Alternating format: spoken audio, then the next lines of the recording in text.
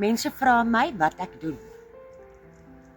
Wel, ek promote 4 digitale programme wat in die e-learning industrie is, wat die vinnigste groeiende industrie is.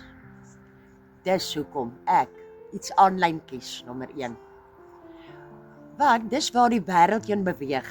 Byvoorbeeld, die learning industrie het in 2019 $950 miljoen in 1 jaar gemaak. Nou fast forward na 2023. Dit het gegaan na 1 biljoen 'n dag. In 2024 het dit ge-average op 1.3 biljoen 'n dag. Nou die voorspelling is $3 biljoen per dag by 2027.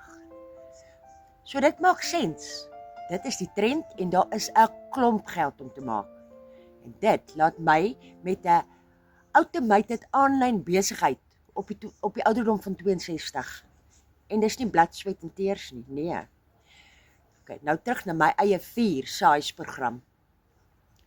Not one fit all, reg? Ek lief die feit dat ek 'n wêreldwye internasionale produk is en programme wat mense kan help, letterlik reg oor die wêreld.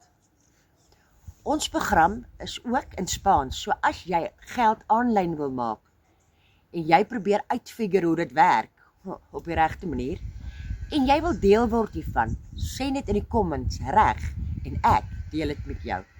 Lekker dag.